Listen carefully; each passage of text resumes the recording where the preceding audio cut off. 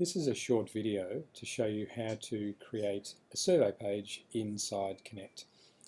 This should be sufficient for almost all of our surveying needs, and it means that you don't need to go out and find things like SurveyMonkey or even Google Forms and those sorts of things. I'm creating this one inside my own personal section. Everyone's got one of these, and for students that need to create content like this is the best place to create a survey, because students won't have edit and create rights in these other areas. So for students, if you're watching this, go into your own personal section and create it somewhere inside your own, you can see here, personal section. You can see my name. I'm sitting inside an area I've just created called example content, and I'm going to create a quick survey here to show you what to do. First step is clearly create. If you don't see the create button where you are, you don't have permission. If you don't have edit page, you don't have permission to write or create content. But in your personal section you should. So click create. First and most critical step is that you need to go to form. We're creating a form here. If you don't click form, you will not get the little questions widget. And I'm going to type in sample survey and click done. So now I've got my sample survey, I've got my edit region just here, my other areas are all grayed out, and I've got some widgets and some other things that I can add to my editing area. Normally you would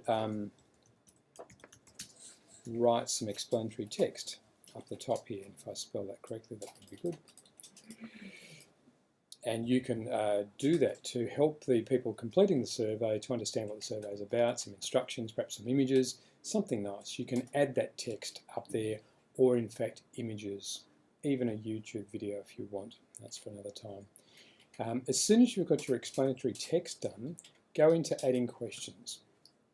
Now we've got a series of different question types here, from multiple choice, and we'll look at that in a little while, through to a single line of text, a paragraph of text, tick box, date, number, a whole range of other things. File upload you probably won't need, but often is used by teachers if you need to upload a file back to the survey, for instance if you've done some homework.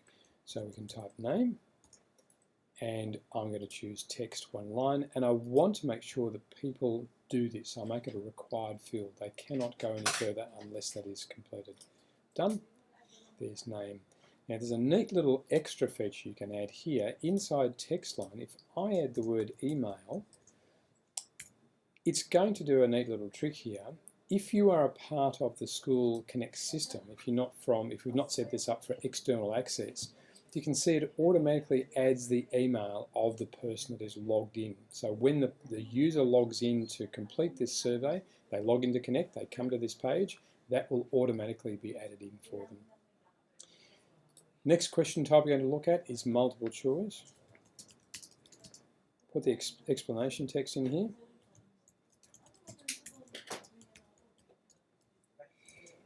And we add some choices. So add a choice to begin with. Capital at the start of that. I'm having all sorts of trouble with my typing today, but it's okay. Add choice.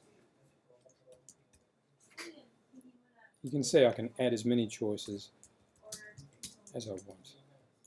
Bit of a reference to AFL football there. Add choice. I can remove a choice if I want, and I can just keep going. If I only want 2 choices, I can have 2. If I want 10, I can have 10. The interesting thing is, if I want people to choose more than one, I can tick that. That means they can have more than one selection. If I uncheck that, they can only choose one. Make it a required field, and done. So you can see now that they're the choices. I may want to give them a chance to explain.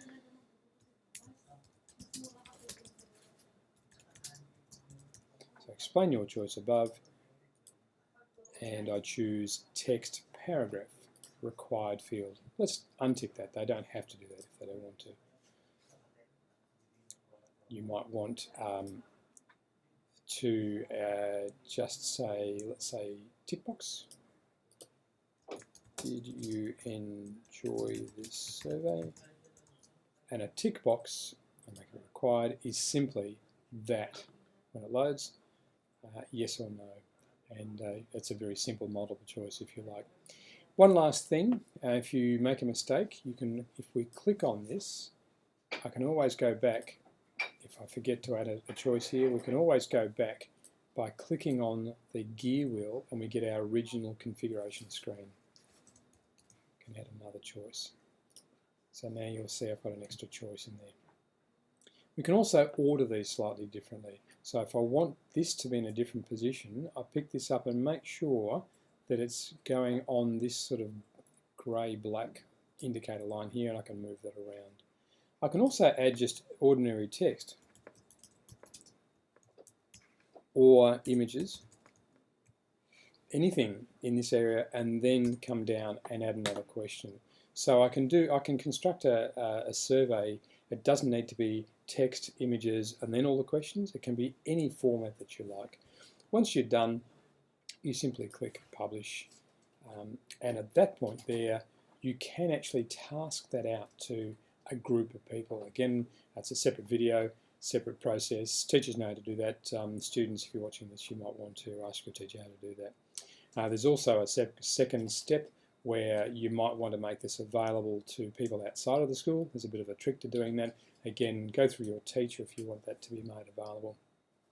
And as a last little indicator, this little button here always gives you some help, and this is the help and support. So I've gone to teachers and staff and down to form under pages and content, and there's a separate video here This is a screencast that shows you a very similar structure, not quite as the same because I've used, for instance, email in there, but gives you another way of looking at the same thing. Hope that's been of some use to you.